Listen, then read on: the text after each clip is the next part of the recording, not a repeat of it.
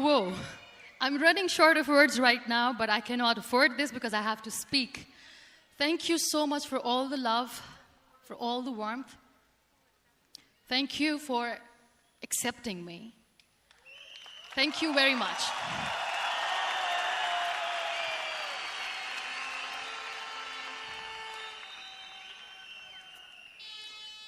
Well, I always start my talk with a disclaimer. And that disclaimer is that I've never claimed to be a motivational speaker. Yes, I do speak, but I feel more like a storyteller because wherever I go, I share a story with everyone. Well, it is a story of a woman whose perfectly imperfect life made her who and what she is today. It's the story of a woman who, in pursuit of her dreams and aspirations, made other people realize that if you think that your life is hard and you're giving up on that because you think your life is unfair, think again. Because when you think that way, you are being unfair to your own self. It's the story of a woman who made people realize that sometimes problems are not too big. We are too small because we cannot handle them.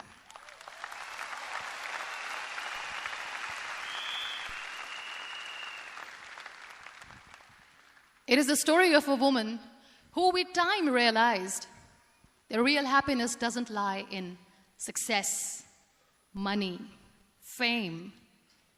It lies within. Real happiness lies in gratitude. So I am here, and I'm going to share the story of that woman. That is my story. The story of gratitude.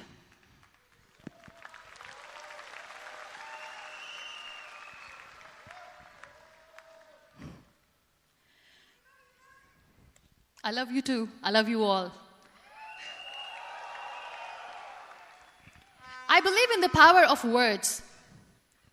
Many people speak before they think.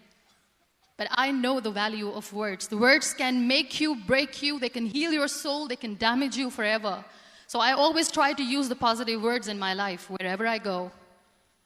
They call it adversity, I call it opportunity. They call it weakness, I call it strength. They call me disabled, I call myself differently abled. They see my disability.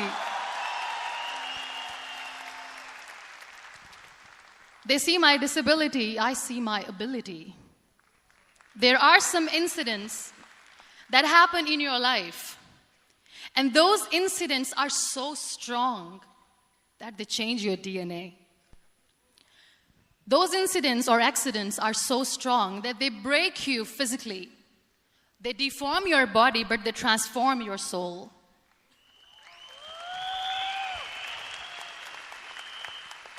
Those incidents break you, deform you, but they mold you into the best version of you. And the same thing happened to me. And I'm going to share what exactly happened to me. I was 18 years old when I got married. And this thing I'm sharing for the very first time on an international level. I was 18 years old when I got married. I belonged to a very conservative family, a Baloch family, where good daughters never say no to their parents. My father wanted me to get married. And all I said was, if that makes you happy, I'll say yes. And of course, it was never a happy marriage. Just about after 2 years of getting married, about 9 years ago, I met a car accident. Somehow my husband fell asleep and the car fell in the ditch. He managed to jump out, saved himself. I'm happy for him. But I stayed inside the car and I sustained a lot of injuries. The list is a bit long. Don't get scared. I'm perfectly fine now. Radius ulna of my right arm were fractured. The wrist was fractured. Shoulder bone and collarbone were fractured. My whole rib cage got fractured.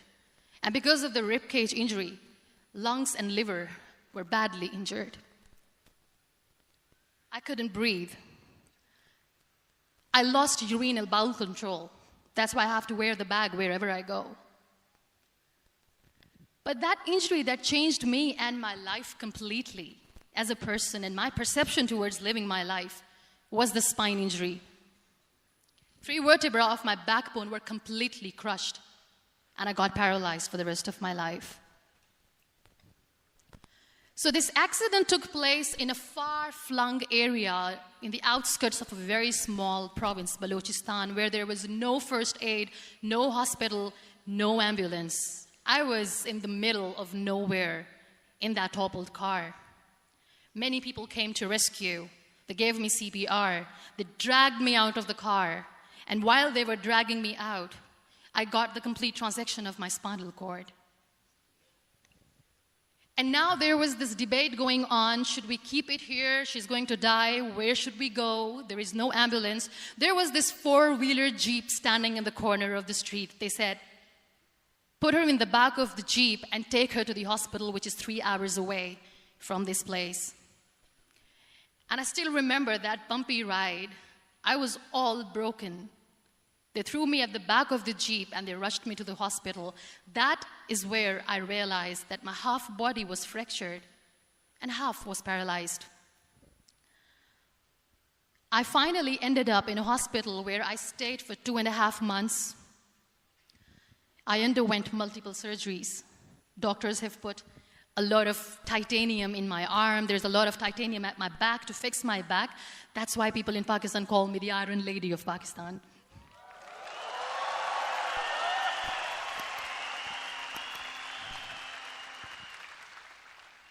Sometimes I wonder how easy it is for me to describe all this all over again. And somebody has rightly said that when you share your story and it doesn't make you cry, that means you have healed.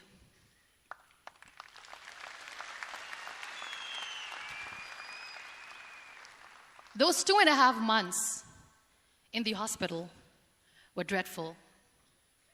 I will not make up stories just to inspire you. I was at the verge of despair.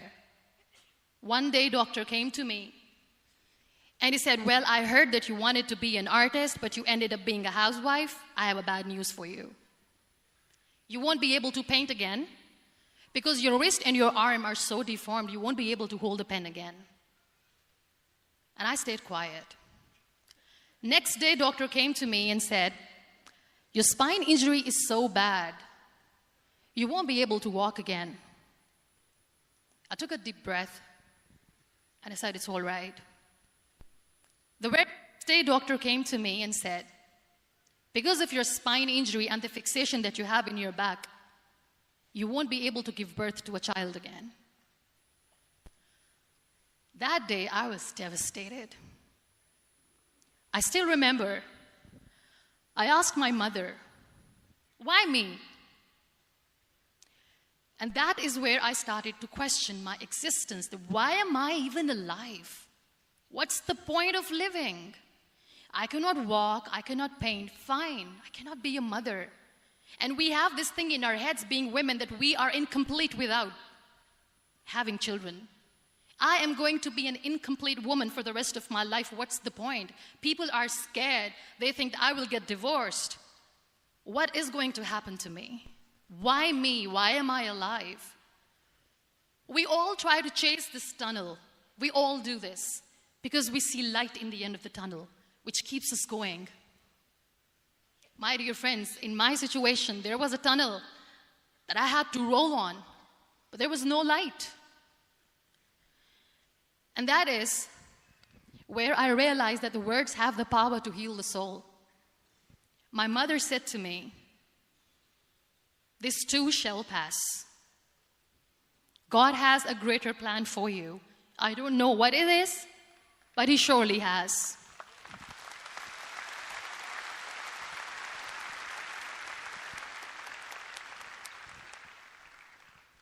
And in all that distress and grief, somehow or the other, those words were so magical that they kept me going. I was trying to put that smile on my face all the time, was hiding. It was so hard to hide the pain, which was there. But all I knew was that if I will give up, my mother and my brothers will give up too. I cannot see them crying with me. So what kept me going was, one day I asked my brothers, I know I have a deformed hand, but I'm tired of looking at these white walls in the hospital and wearing these white scrubs. I'm getting tired of this. I want to add more colors to my life. I want to do something. Bring me some colors. Bring me some small canvas. I want to paint. So the very first painting I made was on my deathbed, where I painted for the very first time. It was not just an art piece or just my passion. It was my therapy. What an amazing therapy it was. Without uttering a single word, I could paint my heart out. I could share my story. People used to come and say, what lovely painting. So much color. Nobody could see the grief in it. Only I could. So that's how I spent 2.5 months in my hospital, crying, never complaining or whining, but painting. And then I was discharged, and I went back home. And I went back home, and I realized that I have developed a lot of pressure ulcers on my back and on my hip bone. I was unable to sit. There were a lot of infections in my body, a lot of allergies. So doctors wanted me to lie down on the bed straight for not 6 months, for not 1 year, for 2 years. I was bedridden, confined in that one room, looking outside the window, listening to the birds chirping, and thinking maybe there will be a time when we'll be going out with the family and enjoying the nature. That was the time where I realized how lucky people are, but they don't realize. That is the time where I realized that the day I'm going to sit, I'm going to share this pain with everyone to make them realize how blessed they are, and they don't even consider them lucky. There are always turning points in your life. There was a rebirth day that I celebrated. After 2 years and 2.5 months, when I was able to sit on a wheelchair, that was the day when I had the rebirth. I was a completely different person. I still remember the day I sat on the wheelchair for the first time, knowing that I'm never going to leave this, knowing that I won't be able to walk for the rest of my life. I saw myself in the mirror, and I talked to myself. And I still remember what I said. I cannot wait for a miracle to come and make me walk. I cannot sit in the corner of the room crying, cribbing, and begging for mercy because nobody has time. So I have to accept myself the way I am. The sooner, the better. So I applied the lip color for the first time.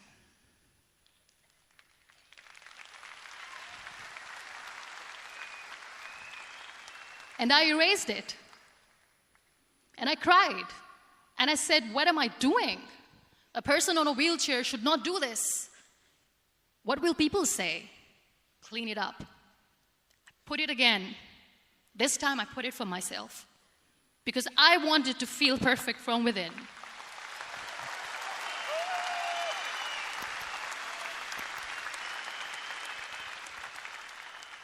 And that day I decided that I'm going to live life for myself. I am not going to be that perfect person for someone. I am just going to take this moment and I will make it perfect for myself. And you know how it all began? That day I decided that I'm going to fight my fears. We all have fears. Fear of unknown, fear of known, fear of losing people, fear of losing health, money. We want to excel in career, we want to become famous, we want to get money. We are scared all the time. So I wrote down one by one all those fears. And I decided that I'm going to overcome these fears one at a time. You know what was my biggest fear? Divorce. I couldn't stand this word. I was trying to cling on to this person who didn't want me anymore, but I said no. I have to make it work. But the day I decided that this is nothing but my fear, I liberated myself by setting him free. And I made myself emotionally so strong that the day I got the news that he's getting married, I sent him a text that I'm so happy for you and I wish you all the best. And he knows that I pray for him today.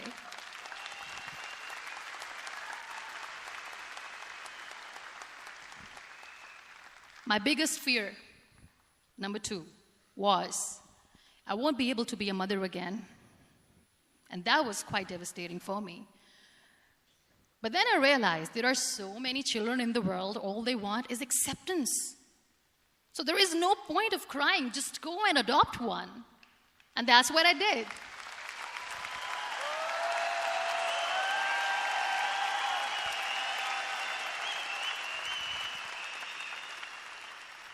I gave my name in different organizations, different orphanages. I didn't mention that I'm on a wheelchair, dying to have a child. So I just told them that this is Muniba Mazari and she wants to adopt a boy or girl, whatsoever, but I want to adopt a kid. And I waited patiently. 2 years later, I got this call from a very small city in Pakistan. I got a call and they said, "Are you Muniba Mazari? There is a baby boy and would you like to adopt?" And when I say yes, I could literally feel the labor pain. I said, yes, I am going to adopt him. I am coming to take him home.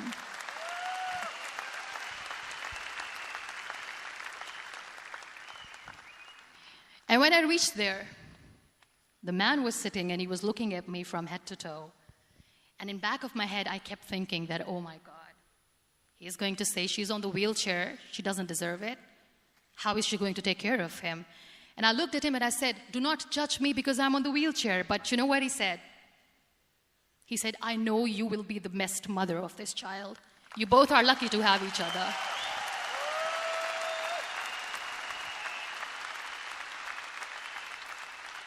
And that day, Niall was 2 days old, and today he's 6.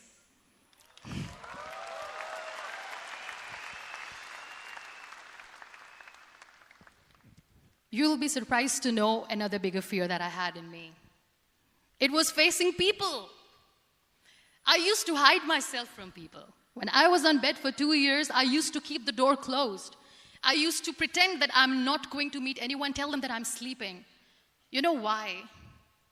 Because I couldn't stand that sympathy that they had for me.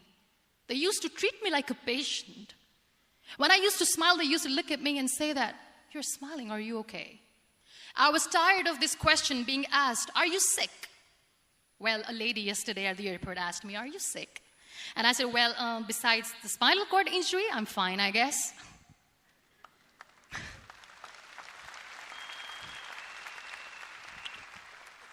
But those are really cute questions. They never used to feel cute when I was on the bed.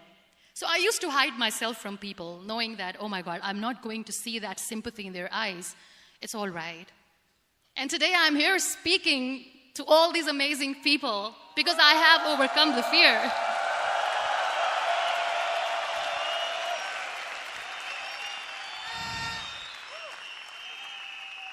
You know, when you end up being on the wheelchair, what's the most painful thing? That's another fear that people on the wheelchair, or the people who are differently abled, have in their hearts, but they never share. I'll share that with you. The lack of acceptance. People think that they will not be accepted by the people because we, in the world of perfect people, are imperfects. So I decided that instead of starting an NGO for disability awareness, which I know will not help anyone, I started to appear more in public. I started to paint. I always wanted to. I have done a lot of exhibitions. I'm Pakistan's first wheelchair-bound artist. I have done a lot of modeling campaigns, different campaigns for brands like Tony and Guy.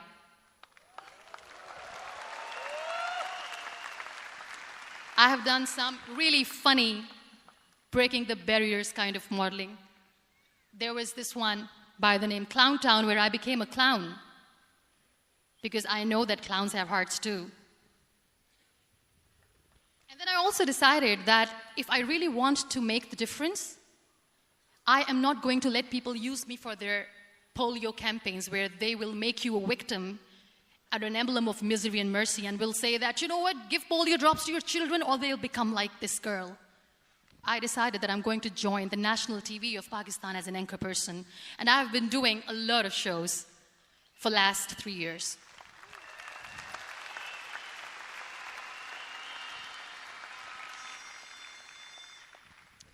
So when you accept yourself the way you are, the world recognizes you. It all starts from within. Thank you. I became the National Goodwill Ambassador for UN Women Pakistan, and now I speak for the rights of women, children.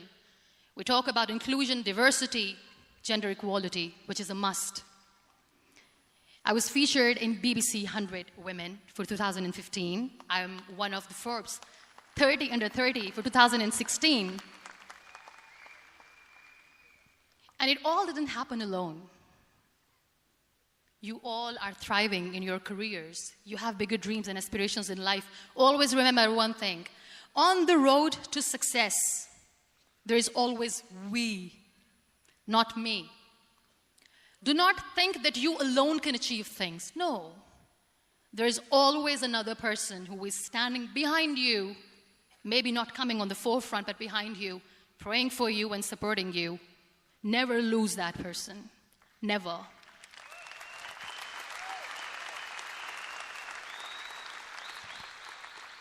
No matter how much I say that I couldn't find a hero, so I became one, I still want to recognize those 3 people in my life who literally changed my life completely, and I get inspiration from them every single day.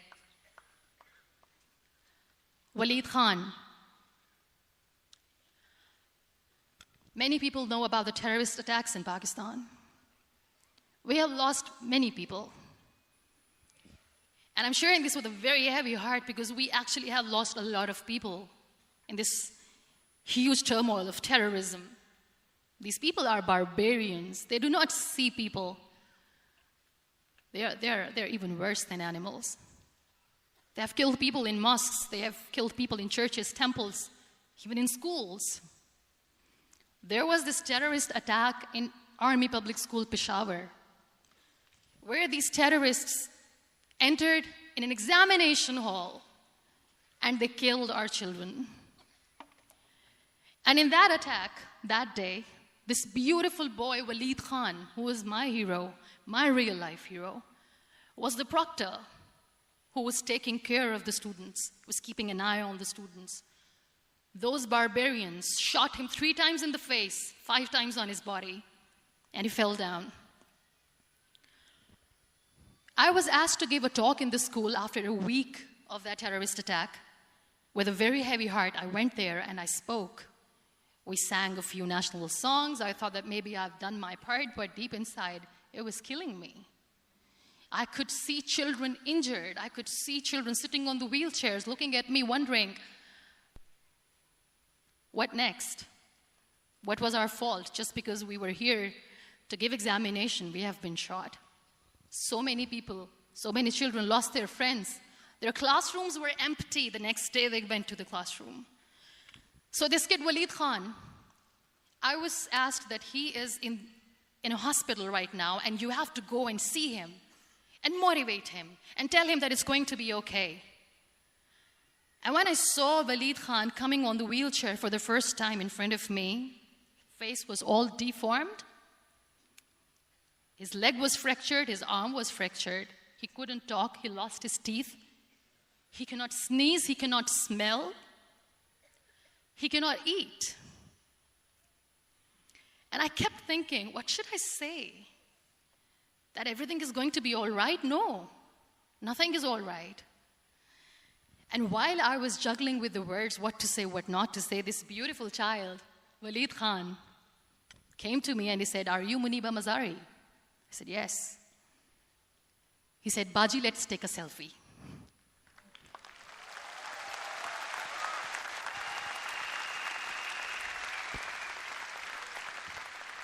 And with that beautiful, toothless smile of Waleed Khan, we took that beautiful selfie that I still have with me.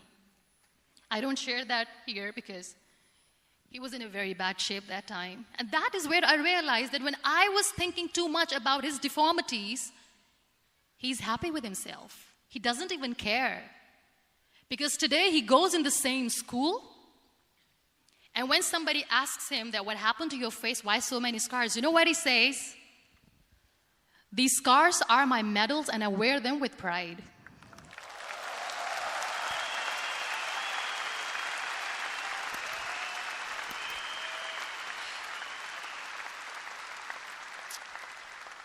And how beautifully he says, the terrorists wanted me not to study. I am going to study. I will become a doctor one day. And this is my way of taking revenge from those terrorists. Another real-life hero, of course, my son. His name is Nile, N-I-L-E, River Nile. I learned so much from this kid. The first and foremost thing is patience. How to be patient when you know that your mother cannot walk, when you know that your mother is different from the other women, when you know that your mother cannot go out and play with you, how to stay calm. He loves football. And when we got the very first football, he was 4 years old. He was super excited. I still remember he came in the room and he said, "Mom, let's play football." And he kept the ball in my feet. And he said, "Let's kick it." And that day I felt disabled. I said, "I cannot kick the ball." And I was down with the same face. He looked at me and he said, "Well, that's all right. Your legs are not working, but your hands do. Let's play catch the ball."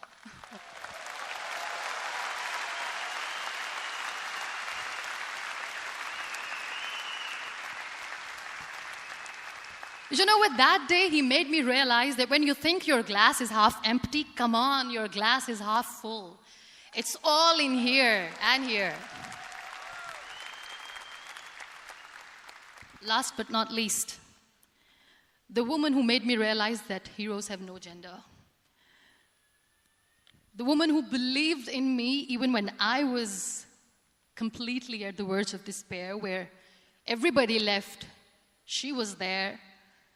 And every time I looked at her, without saying anything, she used to look at me and said, "This too shall pass. God has a bigger plan. And one day you will say that, oh my God, that is why God has chosen me." She never cried in front of me.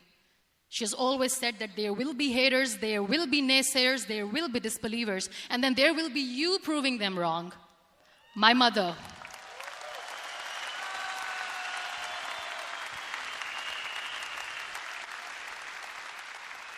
Whatever I am today, I'm nothing without her. I'm nothing without her. Thank you, Mama. I wish you were here. Thank you for making me who I am today.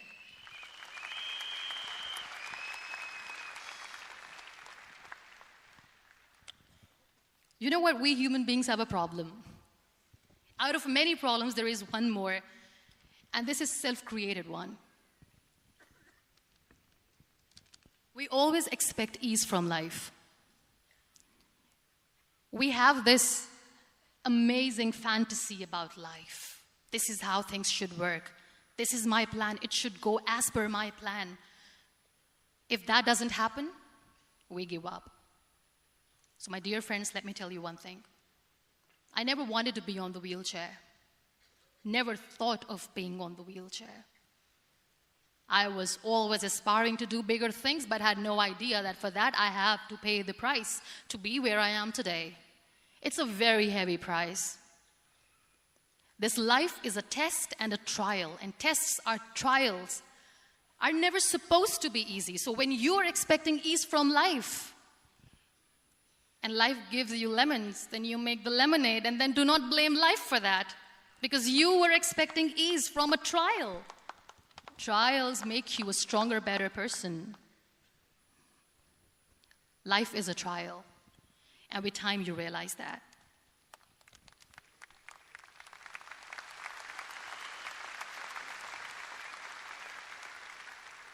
It is okay to be scared.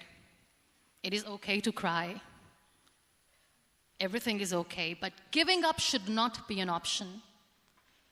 They always say that failure is not an option. Failure should be an option, because when you fail, you get up, and then you fail, and then you get up, and that keeps you going. That's how humans are strong.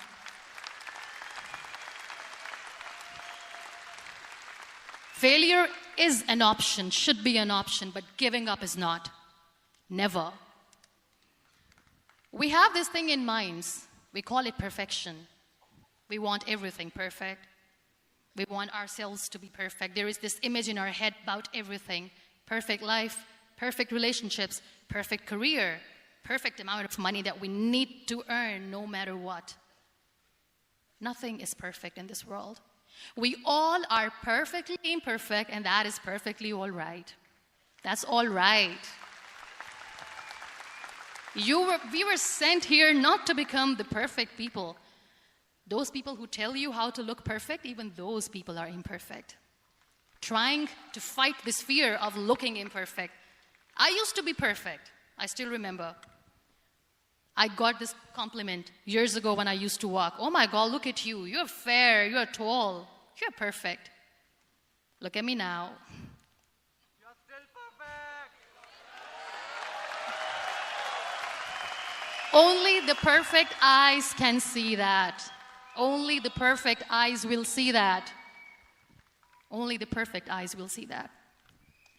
So yes, in all those imperfections, you have to listen to your heart. You don't have to look good for people. You don't have to be perfect just because other people want you to be perfect. If your soul is perfect from within, that's all right. This is all what you want. This is all what you need to be. Our society has made very weird kind of norms to look perfect and great. For men, it's different. For women, it's different. We think too much about what people say. We listen to ourselves too little. You know what makes you perfect? When you make someone smile. You know what makes you perfect? When you try to do something good for the people around you. You know what makes you perfect? When you feel someone's pain. And how beautiful pain is that it connects you with people. No other medium can connect you with others but pain. That's why I always say that I'm in pain, and that's a blessing in disguise for me. Today, just because I'm in pain and I'm on the wheelchair, I work for children. Being the head of CSR for a company, we conduct medical camps in far-flung areas of Pakistan where so many kids die because they don't have medical facilities. And I personally believe just because they cannot afford to live doesn't mean we'll let them die.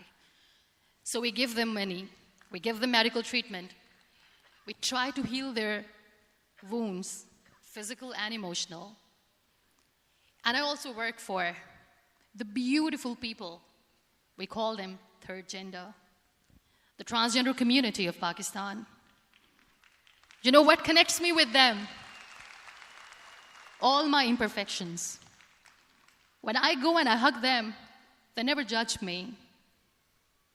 And this very good friend of mine, her name is Bijli. Bijli means electricity.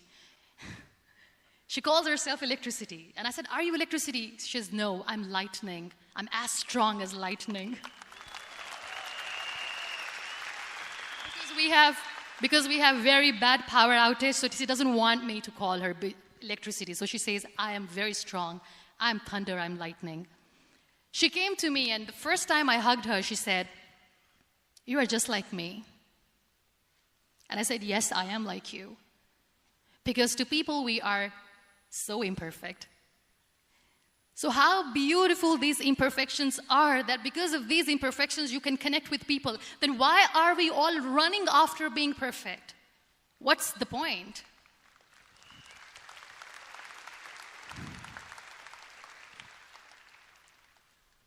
Every time I go in public, I always smile. There's always a big toothy smile on my face, and people ask me, don't you get tired of smiling all the time? What's the secret? I always say that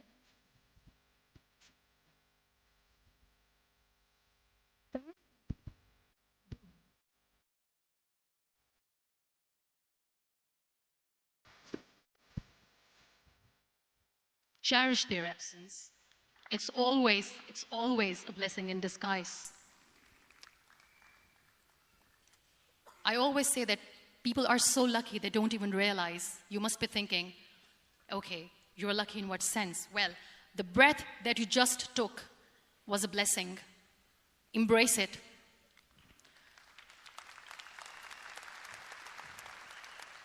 There are so many people in the world who are dreaming to live a life that you are living right now. You have no idea. Embrace each and every breath that you are taking. Celebrate your life. Live it. Don't die before your death. We all die.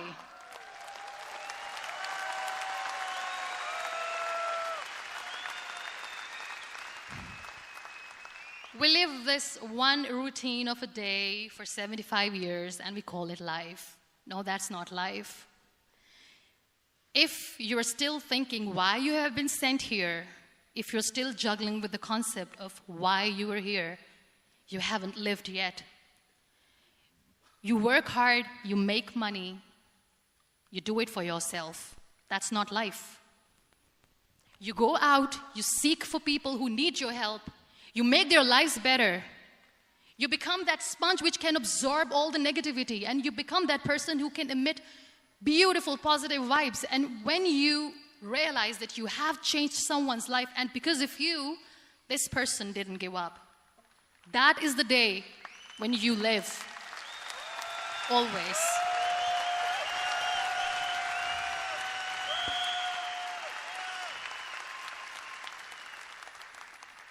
We were talking about gratitude, why I smile all the time. I cry all night when nobody sees me, because I'm a human and I have to keep the balance. And I smile all day because I know that if I will smile, I can make people smile. That keeps me going.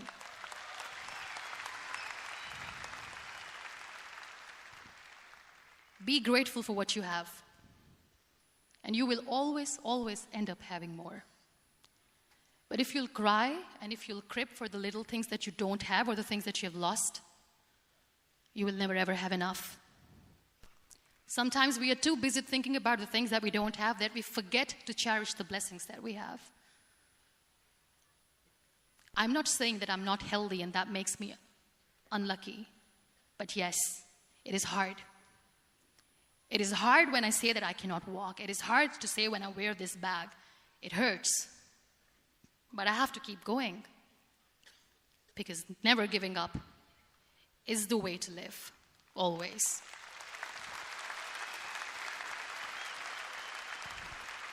So I'll end my talk on a very short note. Live your life fully. Accept yourself the way you are. Be kind to yourself. Be kind to yourself. I'll repeat, be kind to yourself, and only then you can be kind to others. Love yourself and spread that love. Life will be hard. There will be turmoils. There will be trials, but that will only make you stronger. Never give up. The real happiness doesn't lie in money or success or fame. I have this all. I never wanted this. Real happiness lies in gratitude. So be grateful, be alive, and live every moment. Thank you so much, everyone. Thank you.